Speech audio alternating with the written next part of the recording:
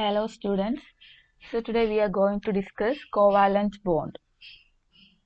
The covalent bond is formed by an equal sharing of electrons between two neighboring atoms, each having two incomplete outermost shell. So it is the equal sharing of electrons. Where in ionic bonding, it is the transfer of electron from one atom to the other. So look at this example of a chlorine atom. The chlorine has an atomic number of 17. So its electronic configuration is 1s2, 2s2, 2p6, 3s2 and 3p5. So the chlorine needs one more electron to complete its octet. So what happens? Chlorine combines with other chlorine atom. The outermost shell of chlorine contains 7 electrons. So two chlorine will combine. One chlorine shares its one electron and the other chlorine will also share its one electron. So these two electrons are equally shared by both the atoms. That's how the chlorine atom becomes stable. So ഈ chlorine ആറ്റത്തിൽ 7 ആണ് outermost ഷെല്ലിലുള്ള electrons. So ഒരു ആറ്റവും കൂടി ഒരു ഇലക്ട്രോണും കൂടി വേണം. അതുപോലെ തന്നെയാണ് second chlorine ആറ്റത്തിന്റെ കാര്യത്തിൽ. സോ എന്ത് ചെയ്യും? ഫസ്റ്റ് ക്ലോറിൻ ആറ്റം ഒരു ഇലക്ട്രോൺ കോമൺ ഷെയറിൽ വയ്ക്കും. സെക്കൻഡ് ക്ലോറിൻ ആറ്റം ഇതുപോലെ കോമൺ ഷെയറിൽ വയ്ക്കും. സോ 2 ഇലക്ട്രോൺസ് ആണ് കോമൺലി ഷെയർ ചെയ്യുന്നത്. So chlorine atom first chlorine ആറ്റത്തിന് ഈ ഇലക്ട്രോൺസ് ഷെയർ ചെയ്യാം. അതുപോലെ സെക്കൻഡ് ക്ലോറിൻ ആറ്റത്തിനും ഈ ഇലക്ട്രോൺസ് ഷെയർ ചെയ്യാം. അങ്ങനെയാണ് രണ്ട് ക്ലോറിൻ ആറ്റങ്ങളും ഒക്ടറ്റ് കംപ്ലീറ്റ് ചെയ്യുന്നത്. നെക്സ്റ്റ് എക്സാമ്പിൾ ആണ് H2O മോളിക്യൂൾ. സോ നമുക്കറിയാം ഹൈഡ്രജന്റെ അറ്റോമിക് നമ്പർ 1 ആൻഡ് ഓക്സിജന്റെ 16. സോ ഓക്സിജന്റെ ഇലക്ട്രോണിക് കോൺഫിഗറേഷൻ നമുക്ക് എങ്ങനെ എഴുതാം? ഷെൽ വൈസ് ഇലക്ട്രോണിക് കോൺഫിഗറേഷൻ 286 ആയിരിക്കും. സോ ഔട്ടർ മോസ്റ്റ് ഷെല്ലിൽ 6 ഇലക്ട്രോൺസ് ആണുള്ളത്. അതാണ് നമ്മൾ സർക്കിൾ ചെയ്ത് കാണിക്കുന്നത്. അതുപോലെ ഹൈഡ്രജന്റെ നമ്മൾ ഇൻഡു സൈൻ കാണിക്കുന്നതാണ് അതിൻ്റെ ഇലക്ട്രോൺ. സോ ഇവിടെ എന്ത് ചെയ്യുമെന്ന് വെച്ചാൽ ഇവിടെ ഓക്സിജനും ഹൈഡ്രജനും തമ്മിൽ ഒരു ഷെയറിംഗ് ഉണ്ട്, മറ്റൊരു ഹൈഡ്രജനും ഓക്സിജനും തമ്മിൽ ഷെയറിംഗ് ഉണ്ട്. സോ ഇവിടെ 2 ബോണ്ടാണ് ഉള്ളത്. ഓക്കെ, അപ്പോൾ 2 ബോണ്ട് ഉള്ളത് കൊണ്ട് ഇവിടെ കോവാലന്റ് ബോണ്ട് സ്ട്രോങ് ആയിരിക്കും. The water molecule is produced due to the formation of covalent bond between an oxygen and 2 hydrogen atoms.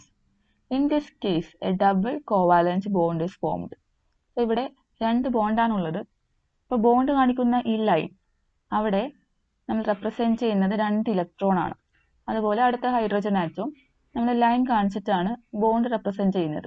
So actually ആ ലൈൻ എന്ന് ഉദ്ദേശിക്കുന്നത് 2 ഇലക്ട്രോണുകളെയാണ് റെപ്രസെൻറ്റ് ചെയ്യുന്നത്. സോ ഇവിടെ നേരത്തെ പറഞ്ഞ പോലെ തന്നെ ഓക്സിജന്റെ ഔട്ടർമോസ്റ്റ് ഷെല്ലിലുള്ള ഒരു ഇലക്ട്രോണും ഹൈഡ്രജന്റെ ഒരു ഇലക്ട്രോണും തമ്മിൽ കോമൺലി ഷെയറിൽ വയ്ക്കും. സോ എന്ത് ചെയ്യാം? ഈ ഹൈഡ്രജന് ഈ 2 ഇലക്ട്രോൺ യൂസ് ചെയ്തിട്ട് അതിൻ്റെ ഒക്ടറ്റ് കംപ്ലീറ്റ് ചെയ്യാം. അതുപോലെ ഓക്സിജനും എന്ത് ചെയ്യാം?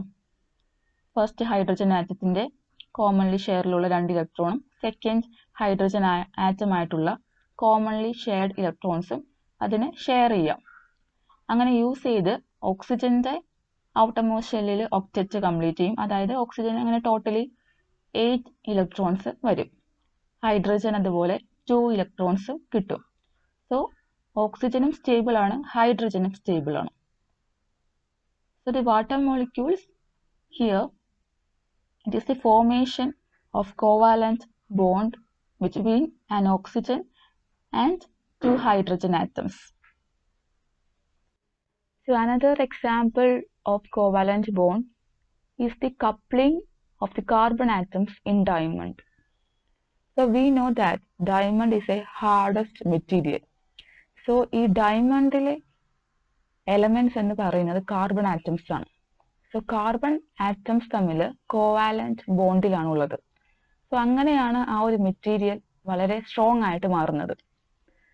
സോ കാർബൺ ആറ്റം നമുക്കറിയാം ഔട്ടർ മോസ്റ്റ് ഷെല്ലിൽ 4 ഇലക്ട്രോൺസ് ആണുള്ളത്. നമ്മൾ ഷെൽ വൈസ് പറയുമ്പോൾ 4 ഇലക്ട്രോൺസ് ആണ് ഔട്ടർ മോസ്റ്റ് ഷെല്ലിൽ കാർബൺ ആറ്റത്തിനുള്ളത്. സോ 4 ഇലക്ട്രോൺസ് ഉള്ള കാർബൺ ആറ്റത്തിന് ഒക്ടറ്റ് കംപ്ലീറ്റ് ചെയ്യാൻ 4 ഇലക്ട്രോണും കൂടി വേണം. സോ എന്ത് ചെയ്യും? 4 ഇലക്ട്രോണും കൂടി വേണം എന്ന് പറയുമ്പോൾ carbon atom 4 other carbon atom തമ്മിൽ കോവാലന്റ് ബോണ്ട് ചെയ്താലേ നമുക്ക് ഒരു കാർബൺ ആറ്റത്തിന് ഒക്ടറ്റ് കംപ്ലീറ്റ് ചെയ്യാൻ സാധിക്കുള്ളൂ. അതുപോലെ തന്നെ അടുത്ത കാർബൺ ആറ്റത്തിനും ഇതുപോലെ തന്നെ മറ്റ് 4 കാർബൺ ആറ്റം കൂടി ഒക്ടറ്റ് കംപ്ലീറ്റ് ചെയ്യാൻ കോവാലന്റ് ബോണ്ട് ചെയ്യേണ്ടതായുണ്ട്. So a covalent bond is very strong. It is the bond which couples the carbon atoms in diamond. So carbon has 4 valence electrons and forms 4 covalent bonds with its neighbor carbon atoms, resulting in the formation of a regular tetrahedron with a bond angle of 109 degree 28 minutes.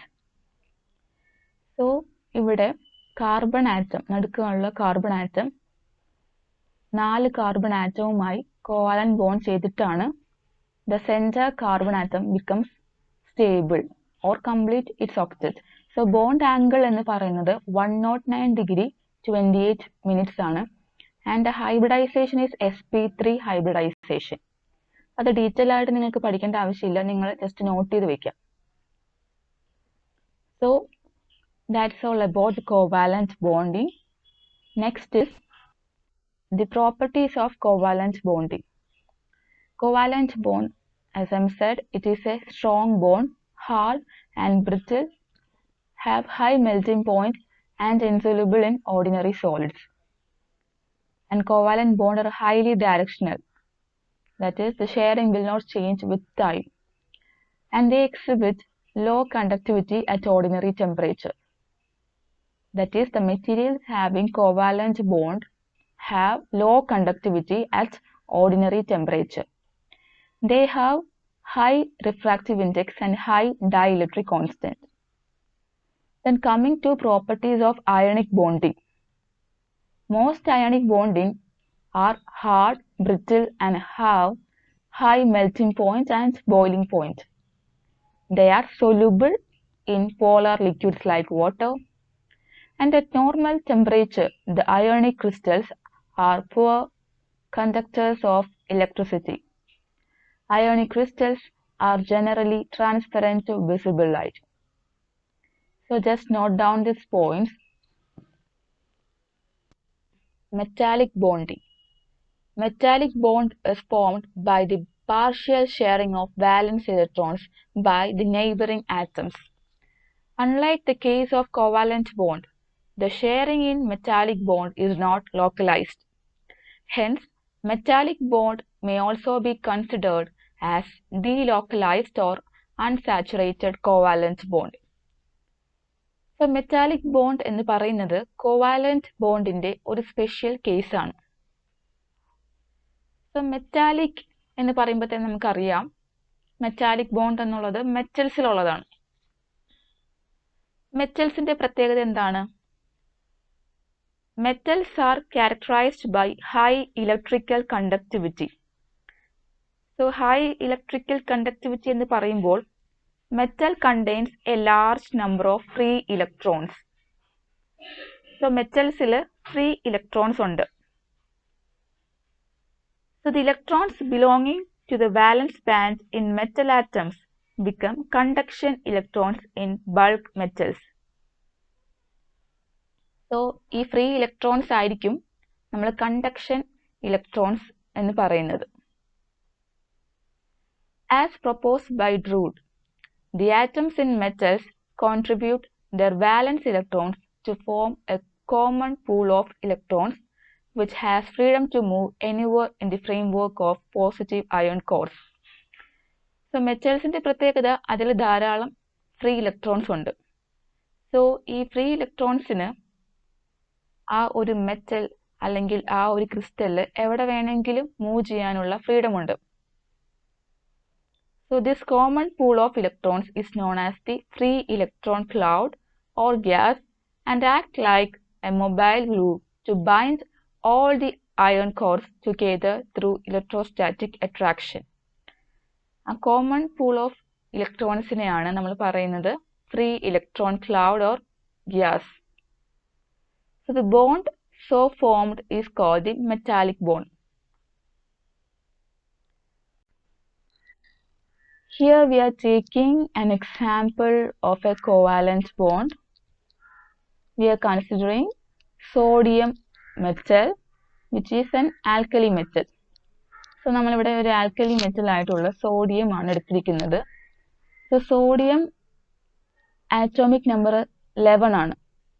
So the electronic configuration is 1s2, 2s2, 2p6 and 3s1. So it contains one unpaired electrons in the 3s orbital. 3s orbital ആണ് valence electron ഉള്ളത് 1. 3s orbital ആണ് just the outermost orbital. അതിന്റെ valence electron എന്ന് പറയുന്നത് 1 ആണ്. And this electron is loosely held in sodium and this electron is called the conduction electron. ഈ electron loosely packed ആണ്, അതുകൊണ്ട് നമുക്ക് ഈ ഇലക്ട്രോണിനെ conduction electron എന്ന് വിളിക്കാം. So ഓരോ സോഡിയം ആറ്റത്തിലും ഓരോ conduction electrons ഉണ്ട്. So totally as a bulk നമ്മൾ ഒരു സോഡിയം ക്രിസ്റ്റൽ പറയുമ്പോൾ അതിൽ ധാരാളം conduction electrons ഉണ്ട്. So here we are taking two sodium atoms. നമ്മൾ ഇവിടെ രണ്ട് സോഡിയം ആറ്റംസ് കൺസിഡർ ചെയ്യുന്നു. ഈ രണ്ട് സോഡിയം ആറ്റംസ് കൺസിഡർ ചെയ്യുമ്പോൾ ഒരു സോഡിയം ആറ്റത്തിന് ഒരു ഇലക്ട്രോണും കൂടി ആയാൽ അതിനെന്ത് ചെയ്യാം? അതിന്റെ ഒക്ടറ്റ് കംപ്ലീറ്റ് ചെയ്യാം. അതുപോലെ തന്നെ അടുത്ത സോഡിയം ആറ്റത്തിനും ഒരു ഇലക്ട്രോണും കൂടി കിട്ടിയാൽ അതിന് ഒക്ടറ്റ് കംപ്ലീറ്റ് ചെയ്യാം. So these two sodium atoms begin to overlap their 3s orbitals and one electron pair bond is formed so that the two atoms become stable. So almost രണ്ട് സോഡിയം ആറ്റം തമ്മിൽ ഒരു covalent bond form ചെയ്യും. അതായത് first sodium ആറ്റത്തിന്റെ 1 ഇലക്ട്രോണും second sodium ആറ്റത്തിന്റെ valence electron ആയ 1 തമ്മിൽ ഈക്വലി ഷെയർ ചെയ്ത് രണ്ട് സോഡിയം ആറ്റംസ് അവിടെ ഓൾമോസ്റ്റ് സ്റ്റേബിൾ ആകും. പക്ഷേ ഇത് ഒരു ക്രിസ്റ്റൽ ആണ്. സോ തേർഡ് സോഡിയം ആറ്റം ഈ ഒരു ബോണ്ടിൽ വന്നു കഴിഞ്ഞാൽ എന്ത് പറ്റും? If a third sodium atom approaches the pair, the valence electron of this atom may occupy the 3p state without violating the Pauli's exclusion principle. അതായത് മൂന്നാമത് ഒരു സോഡിയം ആറ്റം കൂടി ഈ പെയറിലോട്ട് വന്നു കഴിയുമ്പോൾ ആദ്യത്തെ രണ്ട് സോഡിയം ആറ്റങ്ങളിലെ ഏതെങ്കിലും ഒരു ആറ്റം 3sൽ നിന്ന് 3pയിലോട്ട് ഇലക്ട്രോൺസ് ജമ്പ് ചെയ്യും.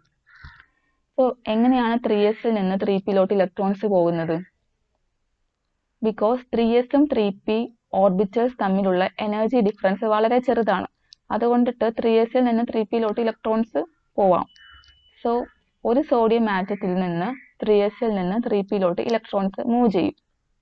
അങ്ങനെ സംഭവിക്കുമ്പോൾ തേർഡ് സോഡിയം ആറ്റത്തിന് ആദ്യത്തെ രണ്ട് സോഡിയം ആറ്റമുകളിലെ ഏതെങ്കിലും ആറ്റമായിട്ട് ഒരു ഇലക്ട്രോൺ പെയർ ബോണ്ട് ഫോം ചെയ്യാൻ പറ്റും. സോ ഇവിടെ മനസ്സിലാക്കേണ്ട കാര്യം actually this is A partial sharing. ഒരു പാർഷ്യൽ ഷെയറിംഗ് ആണ് നടക്കുന്നത്. സോ നമ്മളിപ്പോൾ ഒരു 3 സോഡിയം ആറ്റത്തിന്റെ കാര്യം മാത്രമേ പറഞ്ഞുള്ളൂ. ഓൺ ആവറേജ് ഒരു സോഡിയം ആറ്റത്തിൽ ഒരുപാട് സോഡിയം മെറ്റലിൽ ഒരുപാട് സോഡിയം ആറ്റംസ് ഉണ്ട്. So one sodium atom forms 1/2 of an electron pair bond with each of the other 2 sodium atoms. So 3 sodium atom consider ചെയ്യുമ്പോൾ ഒരു sodium atom 1/2 of an electron pair bond മറ്റ് 2 sodium atom ആയിട്ട് ചെയ്യുന്നുള്ളൂ. So the actual structure of sodium metal is BCC. So നമ്മളിപ്പോൾ പറഞ്ഞതല്ല, ശരിക്കും ഒരു sodium ക്രിസ്റ്റലിന്റെ structure എന്ന് പറയുന്നത് BCC ആണ്. So BCC എന്താണെന്നുള്ളത് നിങ്ങൾ ഫസ്റ്റ് മൊഡ്യൂളിലാണ് പഠിക്കുന്നത്. നിങ്ങൾ അവിടെ എത്തുമ്പോൾ നിങ്ങൾക്കത് കൂടുതൽ മനസ്സിലാവും. സോ BCC നിങ്ങൾ ഫസ്റ്റ് മൊഡ്യൂളിലാണ് ഡീറ്റെയിൽ ആയിട്ട് പഠിക്കുന്നത്. സോ BCC എന്ന് പറയുന്നത് ബോഡി സെൻറ്റേർഡ് ക്യൂബിക് സ്ട്രക്ചർ ആണ്. നിങ്ങൾ മനസ്സിലാക്കേണ്ട കാര്യം ആക്ച്വൽ sodium metalന്റെ structure BCC ആണ്. So each sodium atom forms 1/8 of an electron pair bond with each of its neighbors. അതായത് ഒരു സോഡിയം ആറ്റം 1/8 പാർട്ട് മാത്രമേ മറ്റൊരു സോഡിയം ആറ്റം തമ്മിൽ ഷെയർ ചെയ്യുന്നുള്ളൂ. So actually it is A partial sharing. സാധാരണ ഒരു covalent ബോണ്ടിൽ എങ്ങനെയാണ്? It is A complete sharing. ഇവിടെ നമ്മൾ 1/8 പാർട്ട് മാത്രമേ ഒരു സോഡിയം ആറ്റവും മറ്റൊരു സോഡിയം ആറ്റവും തമ്മിൽ ഷെയറിംഗ് നടക്കുന്നുള്ളൂ. പക്ഷെ ഒരു കോവാലന്റ് ബോണ്ടിൽ എങ്ങനെയാ? ഒരു ഇലക്ട്രോൺ പെയർ ബോണ്ടാണ്, കംപ്ലീറ്റ് ഇലക്ട്രോൺ പെയർ ബോണ്ടാണ് ഫോം ചെയ്യുന്നത്. ഇവിടെ പക്ഷേ 1/8 of an electron pair bond shares with its neighbors. So actually the metallic bonding is a partial bonding. So metallic bonding പറയുമ്പോൾ ഒരു എക്സാമ്പിൾ പറയണം. സോ നിങ്ങൾക്ക് പറയാവുന്ന ഒരു എക്സാമ്പിൾ ആണ് the sodium metal. And the valence electrons are thus delocalized and behave as if they are free to move about in crystal. So ഈ വാലൻസ് electron എന്ന് പറയുന്നത് ഡീലോക്കലൈസ്ഡ് ആണ്, അതായത് അത് ഫ്രീ ഇലക്ട്രോൺസ് ആണ്. അതുകൊണ്ട് അതൊരു പൊസിഷനിലായിരിക്കില്ല ഇരിക്കുന്നത്. അതിന് ഒരു ക്രിസ്റ്റലിൽ എവിടെ വേണേലും മൂവ് ചെയ്യാം. അതുകൊണ്ടിട്ടാണ് നമ്മൾ പറയുന്നത് the valence electrons are delocalized. അത് ലോക്കലൈസ്ഡ് അല്ല, അതായത് ഒരു പൊസിഷനിൽ മാത്രമല്ല. The valence electrons are delocalized and the bonds are incomplete or partial. Okay, I hope you understand. So now we are going to discuss the properties of metallic bonding. The metallic bond is a partial bonding, so it is a weaker than ionic or covalent bond. And the metallic bonds are less directional than covalent bond. They have high ductility and malleability. The melting and boiling point of metallic bonds are lower than ionic or covalent bonds. They have high electric and thermal conductivities and high optical reflection. So that's all about today's class, and we will discuss the remaining topics in the next class. Thank you.